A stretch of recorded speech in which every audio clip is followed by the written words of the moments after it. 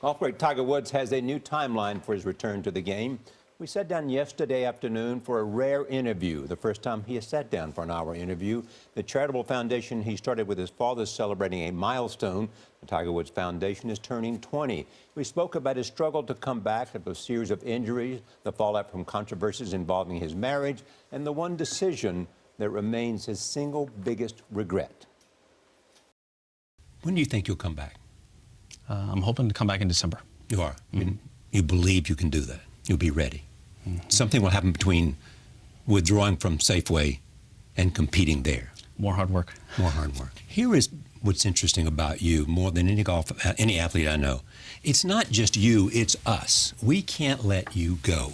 I mean, there's a sense that we never... Oh, you care? Well, yes, I know. But there is a sense that we never understood how it was to be so brilliant on a golf course. We didn't get how one could be so dominant in a sport. We didn't understand how you could lose that either. You've thought about that. Of course, Charlie. You know, I miss being out there. I miss competing. I miss mixing up with the boys and coming down the stretch. You like being Tiger Woods? I like beating those guys, and that's why I practice all those hours, is to be ready to take on those guys down the stretch. And do I miss it? Absolutely, 100%. And to be at my age now, at 40 years old, I'm the first one to admit I can't do the things I used to be able to do. But most people can't at my age versus when they were younger. I have to find different ways to go about it. You have to find other ways to win? Yes, I do. But I'm naturally a tactician. Even when I was hitting the ball long and blowing over the top of bunkers, that was the strategy. And so I used my mind. And then eventually the method I used allowed me to master my craft. But that's why the mind is so important. I mean, you used your mind. You learned that, you learned that from your father, I assume. Yep. You learned mental toughness. You learned how to win. You still have that. Oh yeah, that part hasn't left me. I know how to get it done. I just need to get into a position to get it done. Some have said to be Tiger Woods was both a gift and a burden. How was it a burden?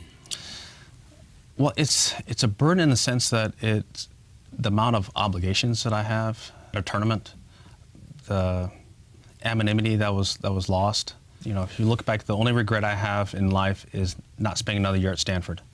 And I wish I would have had one more year. That's the only regret? That's the only regret I wish I had. Of all the things that's happened to you? All the things, and that's all. Everything. All the things I've learned, all the things I've been through are tough. Yes, they've been tough, but they've been great for me.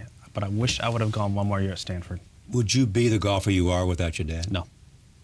You would not be the champion that you became? Without my dad or my mother. There's no way. Both of them? There's no way.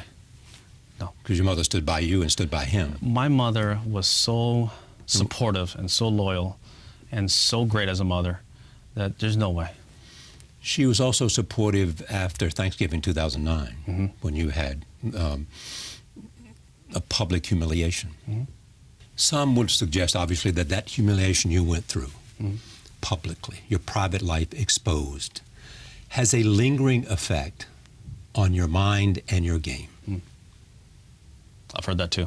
I know. I look at the fact that, yeah, I made a bunch of mistakes, but in the end, you know, Elin is my ex-wife. She's one of my best friends. We've had 2 beautiful kids. How do you tell your kids why Mama and Daddy are not together?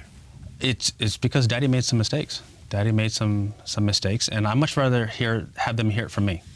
And so you've sat down and said, I regret what I did? No, I don't. I haven't said that.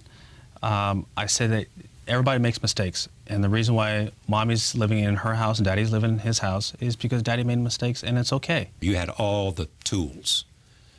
But the mental stuff was so important. I mean, you wanted to win, and you also didn't just want to win. You didn't just want to win that tournament. You wanted to beat the hell out of everybody who was there. That was a mindset that you had. You were a killer. Winning was fun. Killer. Winning was fun. Beating someone's even better. Why is that? I don't know. I've always had that.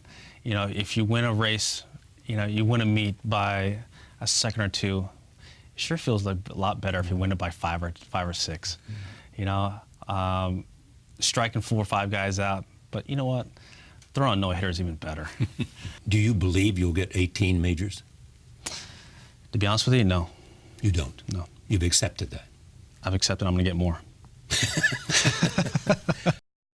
In our next hour, we'll hear about the memorable dinner Tiger shared with Arnold Palmer. And you can see the full conversation tonight on my PBS program.